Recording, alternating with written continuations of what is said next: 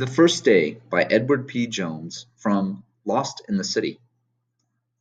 On an otherwise unremarkable September morning, long before I learned to be ashamed of my mother, she takes my hand and we set off down New Jersey Avenue to begin my very first day of school. I am wearing a checkered like blue and green cotton dress, and scattered about these colors are bits of yellow and white and brown. My mother has uncharacteristically spent nearly an hour on my hair that morning, plaiting and replaiting, so that now my scalp tingles. Whenever I turn my head quickly, my nose fills with the faint smell of Dixie Peach hair grease. The smell is somehow a soothing one now, and I will reach for it time and time again before the morning ends. All the plaits, each with a blue barrette near the tip and each twisted into an uncommon sturdiness, will last until I go to bed that night, something that has never happened before. My stomach is full of milk and oatmeal sweetened with brown sugar. Like everything else I have on, my pale green slip and underwear are new, the underwear having come three to a plastic package with a little girl on the front who appears to be dancing. Behind my ears, my mother, to stop my whining, has dabbed the stingiest bit of gardenia perfume, the last present my father gave her before he disappeared into memory. Because I cannot smell it, I have only her word that the perfume is there. I am also wearing yellow socks trimmed with thin lines of black and white around the tops. My shoes are my greatest joy, black, patent leather miracles, and when one is nicked at the toe that morning in class, my heart will break. I am carrying a pencil sharpener, and a small 10-cent tablet with a black and white speckled cover. My mother does not believe that a girl in kindergarten needs such things, so I am taking them only because of my insistent whining and because they are presents from my neighbors, Mary Keith and Blondell Harris. Miss Mary and Miss Blondell are watching my two younger sisters until my mother returns. The women are as precious to me as my mother and sisters. Out playing one day, I have overheard an older child, speaking to another child, call Miss Mary and Miss Blondell a word that is brand new to me. This is my mother. When I say the word in fun to one of my sisters, my mother slaps me across the mouth and the word is lost for years and years. All the way down New Jersey Avenue, the sidewalks are teeming with children. In my neighborhood, I have many friends, but I see none of them as my mother and I walk.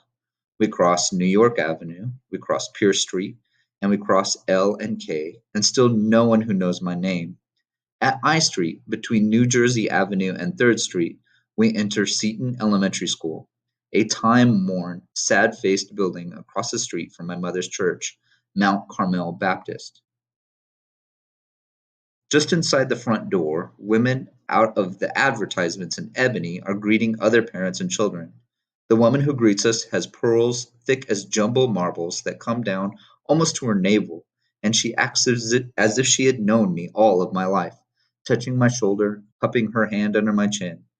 She is enveloped in a perfume that I only know is not gardenia. When in answer to her question, my mother tells her that we live at 1227 New Jersey Avenue, the woman first seems to be picturing it in her head where we live. Then she shakes her head and says that we are at the wrong school, that we should be at Walker Jones. My mother shakes her head vigorously. I want her to go here, my mother says. If they wanted her someplace else, I'd have took her there. The woman continues to act as if she has known me all of my life, but she tells my mother that we live beyond the area that Seton serves. My mother is not convinced, and for several more minutes the woman questions the woman about why I cannot attend Seton. For as many Sundays as I can remember, perhaps even Sundays when I was in her womb, my mother has pointed across I Street to Seton as we come and go to Mount Carmel. "You gonna go there and learn about the whole world." But one of the guardians of that place is saying no, and no again. I am learning this about my mother. The higher up on the scale of respectability a person is, and teachers are rather high up in her eyes, the less she is liable to let them push her around. But finally, I see in her eyes the closing gate, and she takes my hand and we leave the building. On the steps she stops as people move past us on either side. "Mama, I can't go to school?" She says nothing at first, then takes my hand, and we're down the steps quickly and nearing New Jersey Avenue before I can blink. This is my mother, she says. One monkey don't stop no show. Walker Jones is a larger, newer school, and I immediately like it because of that. But it is not across the street from my mother's church, her rock, one of her connections to God, and I sense her doubts as she absently rubs her thumb over the back of her hand. We find our way to the crowded auditorium where gray metal chairs are set up in the middle of the room. Along the wall to the left are tables and other chairs. Every chair seems occupied by a child or doll. Somewhere in the room a child is crying, a cry that rises above the buzz talk of so many people. Strewn about the floor are dozens and dozens of pieces of white paper, and people are walking over them without any thought of picking them up. And seeing this lack of concern, I am all of a sudden afraid. Is this where I register for school? My mother asked a woman at one of the tables. The woman looks up slowly, as if she has heard this question once too often. She nods. She is tiny, almost as small as the girl standing beside her. The woman's hair is set in a mass of curlers, and all of those curlers are made of paper money. Here a dollar bill, there a $5 bill. The girl's hair is arrayed in curls, but some of them are beginning to droop, and this makes me happy. On the table beside the woman's pocketbook is a large notebook, worthy of someone in high school. And looking at me, looking at the notebook, the girl places her hand possessively on it. In her other hand she holds several pencils with thick crowns of additional erasers. These the forms you got to use? My mother asks the woman, picking up a few pieces of the paper from the table. Is this what you have to fill out? The woman tells her that she need to fill out only one. I see, my mother says, looking about the room. Then, would you help me fill out this form? That is, if you don't mind.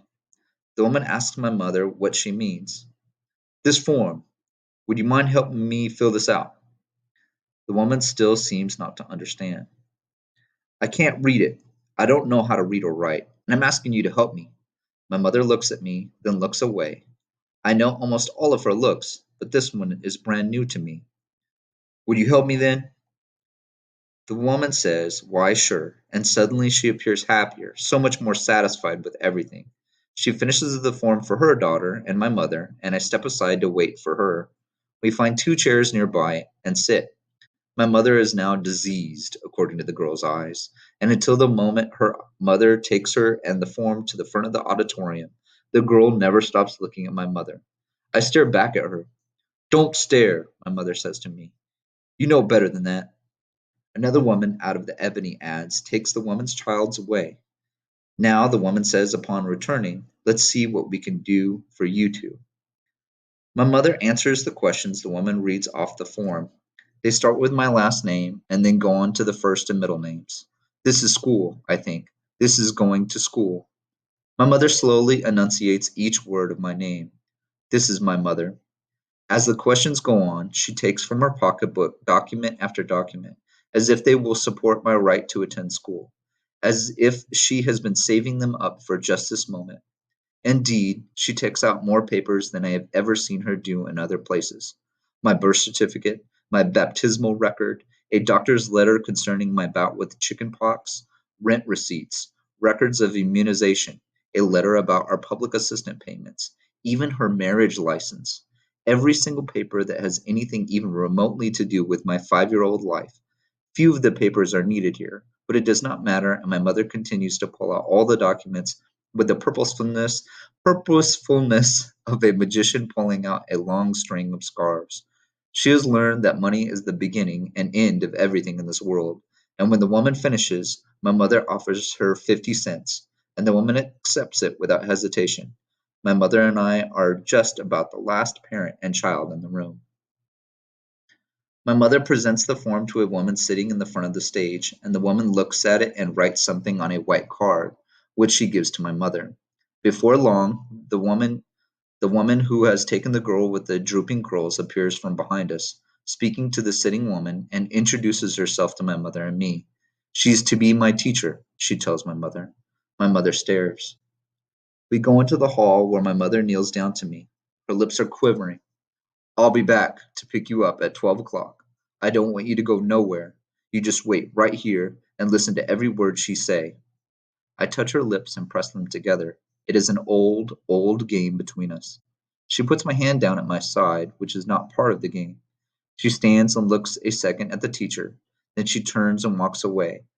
I see where she has darned one of the socks the night before. Her shoes make loud sounds in the hall. She passes through the doors, and I can hear the loud sounds of her shoes. And even when the teacher